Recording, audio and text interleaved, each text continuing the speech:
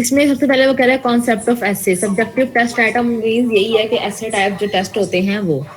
तो ऐसे है, सबसे पहले ऐसे को डिफाइन करेगा, कहता है the word essay has been derive from a French word essayer which means to attempts, ठीक है। Definition, essay type test is test that requires the student to structure a rather long written response up to several paragraphs, ठीक है। ऐसे type test वो test है जिसमें students को require होता है वो डिफरेंट पैराग्राफ्स लिखे या लेंथी पेपर लिखे। ये तो आप सबको पता है। आगे है subjective test is generally a test which need answer in form of essay, explanation and description, ठीक है। कहता है कि वो टेस्ट है जिसमें आंसर ऐसे की सूरत में हो, एक्सप्लेन किया गया हो या डिस्क्रिप्टिव वे में हो, नरेट किया गया हो हर चीज को, वो है subjective test. When a teacher uses subjective test questions, that means student needs to use their mind and feelings to make logical claims. Objective test में ऐसा नहीं होता, जो कि आपने बताया अभी के डीमेरिट्स हैं, उसमें हम स्टूडेंट की एबिलिटी को, उसके आइडियाज को, कॉन्सेप्चुअल को हम नहीं देख पाते हैं। लेकिन सब्जेक्टिव टेस्ट आइटम में क्या होता है, हम लोग उनके लॉजिक्स, उनके आइडियाज देख सकते हैं। हमें पता चलता है कौन सा बच्चा कितनी सेल्फ राइटिंग कर सकता है, उसकी कितनी एबिलिटी है लिखने की, और वो कितने आइडियाज को मैचअप करके अपनी राइटिंग में लिख सकता है, ठीक है। Yes, ma'am. अच्छा, usually during this test student will be given about 90 to 120 minutes for 5 to 10 questions, ठीक है। आपको 90 से 120 मिनट दिए जाते हैं 5 या 10 सवालों के लिए। Subjective tests are more challenging and expensive to prepare, administrative evaluate correctly, but they can be more valid। कहता है कि subjective test more challenging होते हैं क्योंकि उसमें हमने जो questions बनाने होते हैं उनको वैल्यूएट करने के लिए हमें ये जरूरी है कि वो क्वेश्चन वैलिड हो, इररेलेवेंट ना हो।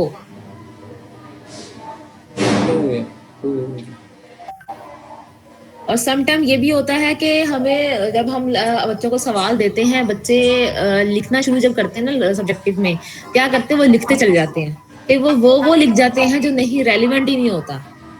वो कहते हैं कि सब्जेक्टिव ही है बस लिख ही जाओ।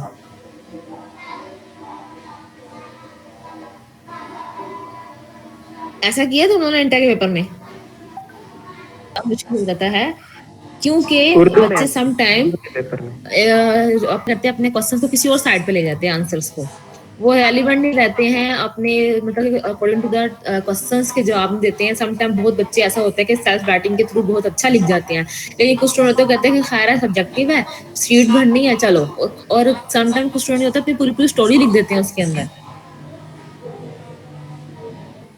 मैम जिसमें वो कोई रिस्ट्रिक्शन कर दें तो कितना ही लिख सकते इसमें वो रिस्ट्रिक्शन लगा दे लाइक के आपने ये सवाल मिनिमम या मैक्सिमम 150 to 200 वर्ड्स में लिखना है। रिस्ट्रिक्ट कर दिया उन्होंने आपको कि आपका क्वेश्चन इतने वर्ड्स के अंदर होना चाहिए, इससे एक्सीड ना करे। और एक्सटेंडेड रिस्पॉन्स जिसमें कोई लिमिट नहीं है, जिसमें कोई लिमिटेशन नहीं है, उन्होंने कहा है कि जितना आप लिख सकते हैं सवाल के बारे में आप लिखें, ठीक है। Yes ma'am.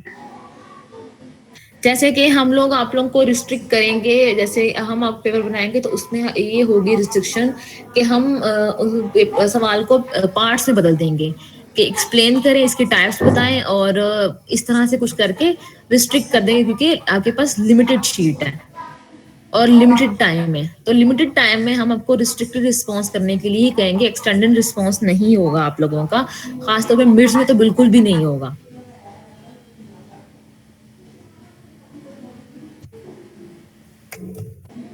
Extended response item require lengthy responses that account heavily in scoring. Ideally, these items focus on major concept of the content unit and demand high level of thinking.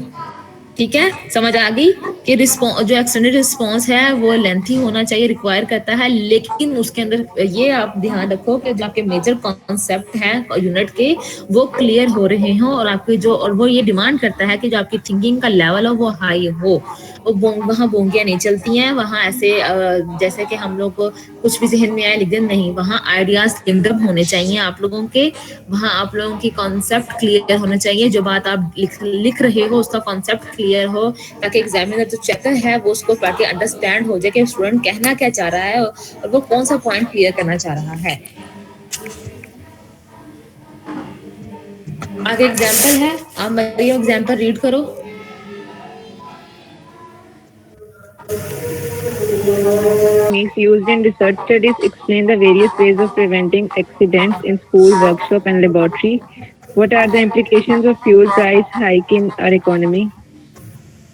बताए हैं, ये क्वेश्चन वो कह रहा है कि restricted response में आते हैं, सॉरी एक्सटेंडेड रिस्पॉन्स में। जी हाँ, तो कोई लिमिट नहीं है, हम कोई अपनी उसमें वर्डिंग में restriction सब नहीं, उसने आपको कहा है कि डिस्क्राइब करो, एक्सप्लेन करो, डिफाइन करो, उसने आप पे कोई रिस्ट्रिक्शन नहीं लगाई।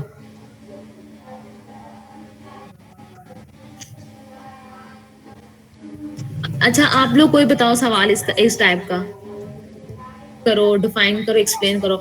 फिर जब आपको एक पॉइंट मिल जाता है ना, समझो आप पूरा चैप्टर लिख सकते हो। आपको अगर कुछ नहीं भी याद आ रहा, समटाइम कुछ पॉइंट्स भूल भी जाते हैं, तो आपके पास पूरा एक चैप्टर होता है लिखने के लिए। आपको उस चैप्टर में जो जो याद आ रहा है आप उसमें लिख दो। लेकिन जहां हम एक्सट्रा आपको रिस्ट्रिक्ट कर देते हैं ना, तो आपको फिर टू दी पॉइंट बात करनी पड़ती है। जी ma'am. Response on restricted response item examining provide brief answer, usually no more than a few words or sentences to fairly structure questions। ठीक है, कि उसने आपको रिस्ट्रिक्ट कर दिया है कि इतने सेंटेंसेस पे इतने वर्ड्स से ज्यादा ये आपके सवाल का जवाब ना हो। Example है state for uses of test in education, give 3 advantages and 2 disadvantages of essay test, describe 4 sources of energy। ठीक है, आपको उसने यहाँ रिस्ट्रिक्ट कर दिया है कि सिर्फ 3 एडवांटेजेस और 2 डिसएडवांटेजेस बताने हैं, सिर्फ एनर्जी के 4 सोर्सेज बताने हैं, state four uses of test in education सिर्फ 4 यूजेस बताने हैं। अब यहाँ अगर आप लोग 4 की बजाय 8 लिखते हो तो आपको उसका कोई फायदा नहीं होगा। क्यों? क्योंकि उसने आपको रिस्ट्रिक्ट कर दिया है सवाल के अंदर कि इतना ही रिक्वायर है इस सवाल के लिए।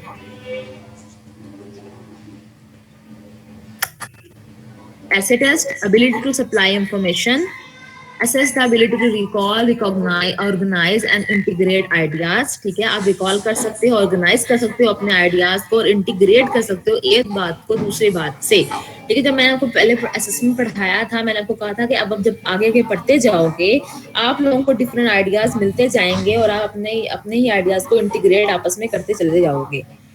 Assess the ability to express on self in writing, अपने आप को एक्सप्रेस कर सकते हो आप अपने सेल्फ राइटिंग के अंदर। Assess student understanding of subject matter, student subject matter के अंडरस्टैंड कर सकते हैं। Measure the knowledge of factual information, factual information क्या होती है? जो फैक्ट पर बेस्ड करती है, जो फैक्ट पे बेस कर रही होती है, तो इररेलेवेंट नहीं होती है। जो फैक्ट्स के ऊपर होती है, रेलिवेंट के ऊपर होती है, उस चीज को मेजर कर रहा होता है नॉलेज आपका। आगे है constructing a good essay type test. An essay test is useful measurement instrument only the extent that it is constructed, administrated and scored to ensure a high level of productivity। रोशन बताओ इसका क्या मतलब है?